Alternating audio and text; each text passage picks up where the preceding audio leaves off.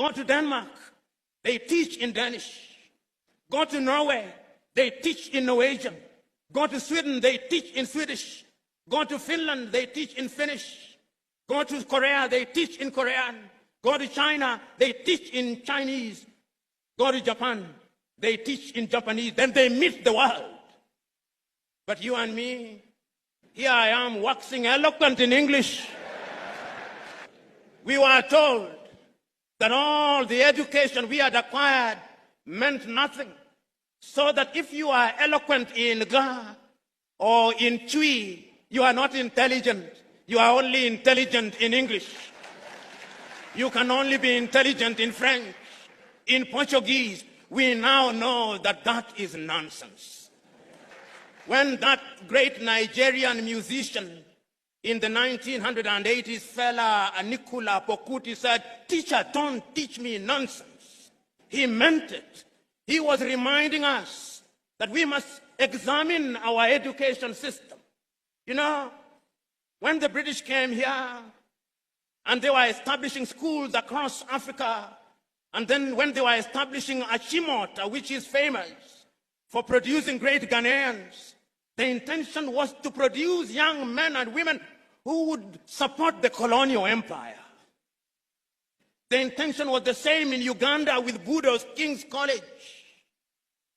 It was the same in Kenya with the Alliance schools. As Chinua Achebe says, the white man was clever. He came and put a knife in the things that held us together, and things fall apart. That we have now become famous for producing graduates in agriculture, some of whom, if you allow me a little latitude and hyperbole, cannot distinguish between a goat and a sheep.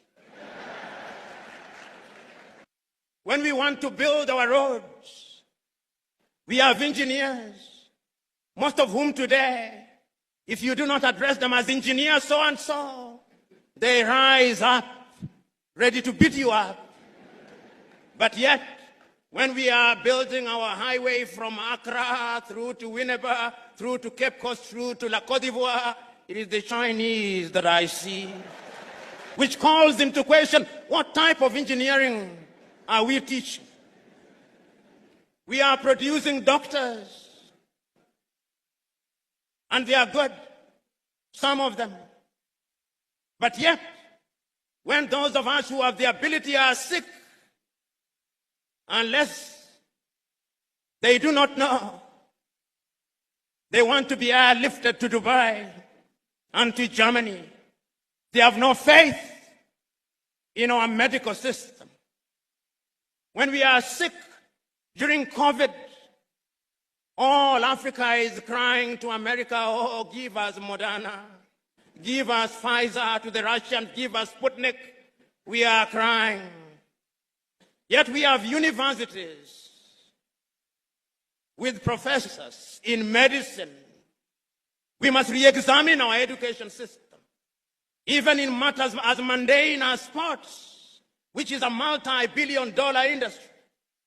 The United States of America offers our young men and women scholarships to study sports. Our universities don't. Football is a multi-billion-dollar industry. But yet, when one of the masters of ceremony was speaking in jest, it is not the anthem of Asante Kotoko that he remembered, but that of Liverpool, "We shall not walk alone."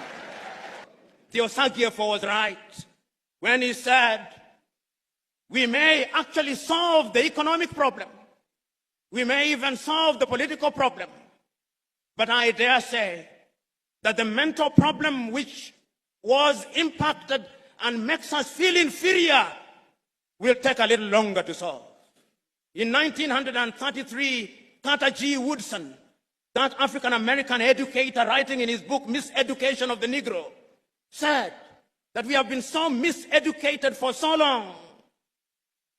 Our self-esteem has been undermined for so long. We have been made to use the back door for so long that even when we are told to use the front door, we look for the back door, and if we can't find it, we create our own back door. The level of our miseducation is amazing. We must change it in order to enter into the 21st century.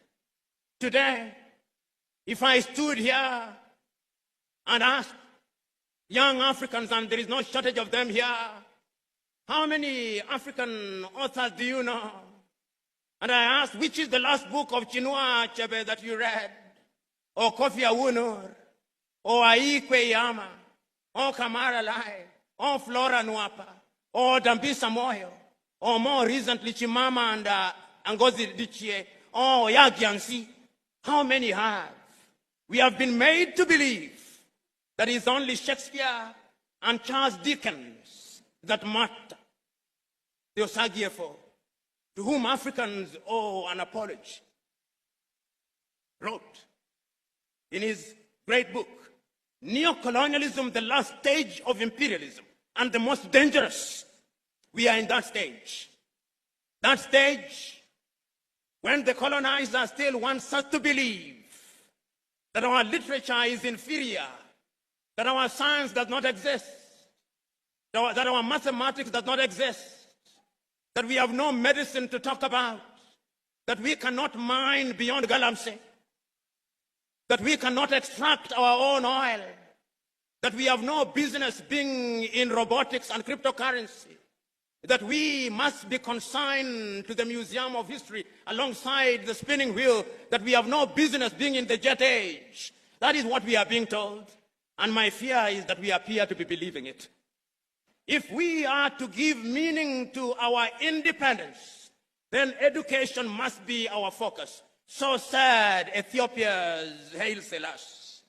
If we want to change the continent of Africa, we must give meaning to education. So said Mwalimu Julius Kambarage Nyerere of Tanzania on that day. If we are going to change my little Senegal, we must give education priority. So said Leopold Sédar Senghor of Senegal. Even the complicit Félix Houphouët-Boigny in La Côte d'Ivoire believed so. When you see our judges dressing, they still dress like Father Christmas. Whoever told us that justice could only be administered when you dress like Father Christmas, I do not know. We live in a world where we are so mentally captured that those of you in the middle class, your greatest claim to fame is that my daughter can no longer speak Chui, and is meant to be a badge of honor. It is a badge of complete colonial conquest. And we cannot enter the 21st century with that mindset. Go to the countries in the Scandinavia, which we can dare compare ourselves with. Go to Denmark, they teach in Danish. Go to Norway, they teach in Norwegian. Go to Sweden, they teach in Swedish. Go to Finland, they teach in Finnish. Go to Korea, they teach in Korean. Go to China, they teach in Chinese. Go to Japan, they teach in Japanese. Then they meet the world. But you and me, here I am waxing eloquent in English, not in Kiswahili. We must revamp our curriculum. I suspect you are either using Samsung or Huawei. What did China do 30 years ago? They made a decision that we are going to change our education system. And they changed their education system. They engaged in agriculture. They engaged in technology. They engaged in medicine. They engaged in everything. And today, China is the second strongest economy in the world, with a GDP of no less than 19 trillion United States dollars. The time is now for us to change our minds. Today, I'm saying that we cannot remain imprisoned in history and lamentation. That is why it is still true for you Ghanaians. Nkrumah is dead, but Nkrumah never dies.